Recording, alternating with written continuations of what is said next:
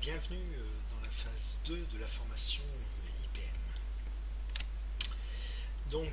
Félicitations pour cette première phase réussie. Toujours difficile pour les IPM. On a quelques abandons dus essentiellement à des problèmes de santé. Et surtout, si vous avez quelques difficultés pour suivre la formation, eh bien, prévenez-moi toujours quand vous avez des soucis. Au niveau de vos retards, mettez-vous en contact avec les enseignants, essayez de programmer un rattrapage avant novembre 2012. Et de mon côté, eh bien, j'ai contacté les enseignants pour qu'ils soient éventuellement prévenus. Surtout privilégier des travaux de groupe, car ceux-ci sont difficiles à rattraper. Alors, quelques nouvelles de l'ingénierie pédagogique et multimédia. Premier événement, les journées enseignement extrême que nous avons tenues en décembre 2010.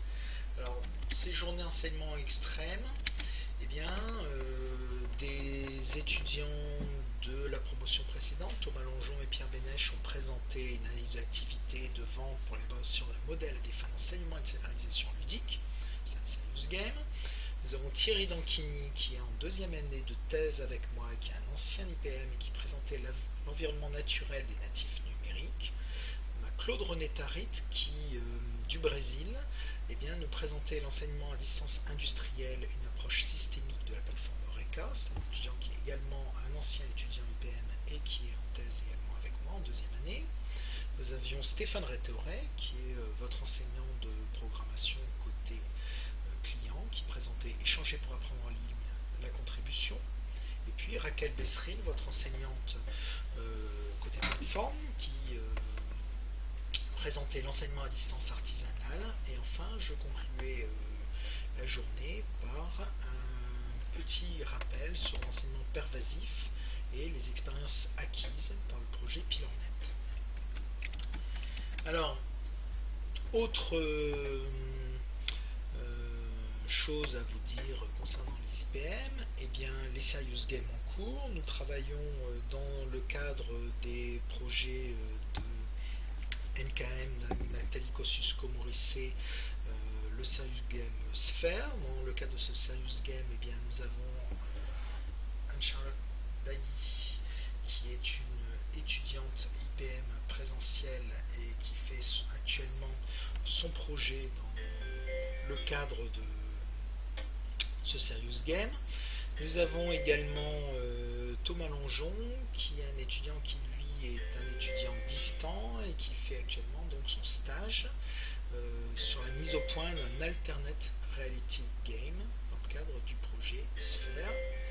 Et puis d'autres partenariats que nous menons actuellement avec l'entreprise CCCCP où nous avons 3 étudiants actuellement en projet également dans l'entreprise. C'est une entreprise médicale et c'est pour un serious game sur le diagnostic en urgence. Vous parlez également du groupement d'intérêt scientifique dans lequel le laboratoire CIREL est présent. C'est un groupement d'intérêt scientifique sur les visual studies et les 2 problématiques du laboratoire eh bien, concernent les problématiques posées par les modes particuliers de consommation de contenu numérique et de production de contenu en lien avec les processus de construction identitaire chez les jeunes utilisateurs. Il concerne également les adultes en formation. Nous abordons dans ce cas-là les problématiques liées à l'usage des TIS dans l'enseignement à distance, l'enseignement mobile ou pervasif et les serious games. Vous parlez des journées d'ingénierie pédagogique de Rennes. Ce sont des journées qui ont lieu cette semaine et c'est Thierry Danchini et Nathalie Sénam, 2 anciens étudiants IPM qui représentent les IPM de Lille à ces journées d'ingénierie pédagogique. Vous parlez du e-learning forum. Donc le e-learning forum, nous avons Patrick Chevalier qui était présent et je crois qu'il y avait également Émilie et Jean-Baptiste qui nous ont fait d'ailleurs des feedbacks sur la plateforme. Vous parlez du Serious Game Expo de Lyon où j'ai participé et je crois que je vous ai mis d'ailleurs sur la plateforme une série d'entreprises qui interviennent dans le cadre de ce domaine. Et puis au programme des choses un peu futures, eh bien, la conférence EIH à Mons en Belgique, où on a déposé plusieurs articles, un article dans la catégorie générale et un article dans le cadre d'un atelier qui est l'atelier Trace. Enfin, la conférence EPAL a échanger pour apprendre en ligne. On devra avoir des résultats normalement ces jours-ci pour savoir si nous y allons. Un atelier Serious Game dans le cadre de l'ACFAS à Sherbrooke au Canada. Et puis une école d'été en France dans le cadre du Serious Game. Et ça serait ça fin juin. Alors, les orientations en évolution dans le cadre de l'ingénierie pédagogique multimédia, eh bien, des missions IPM assez classiques.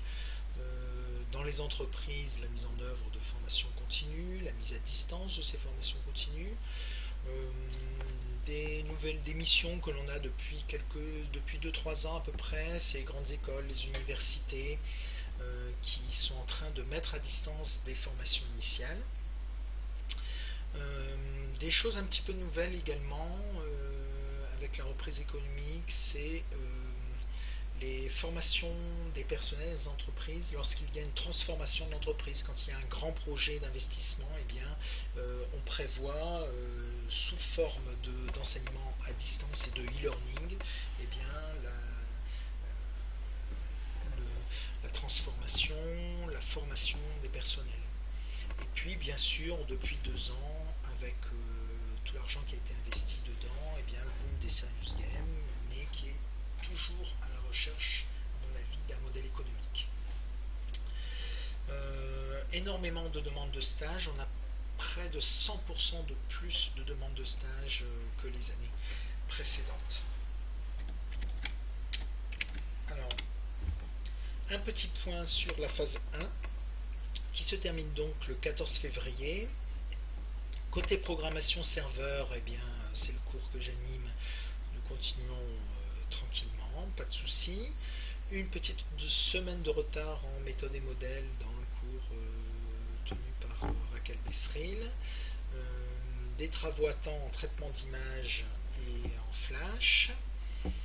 J'espère que vous allez essayer de bien respecter les dates. Et je vais commencer à archiver les différents cours. Donc pour l'instant, je vais archiver programmation côté client et méthode et modèle, partie dispositif et la partie pédagogie. La phase 2 commence donc à partir du 14 février. Les enseignants vont commencer à se présenter sur la plateforme dans la liste qui est consacrée à ça. Ils vont déposer également leur organisation pédagogique.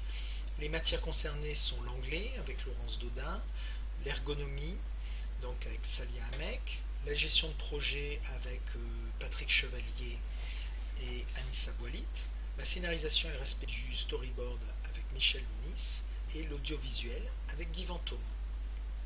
Attention de ne pas perdre trop de temps pour les UE gestion de projet, en particulier dans tous les travaux de groupe, et l'UE audiovisuel, le tournage de films étant toujours un petit peu chronophage.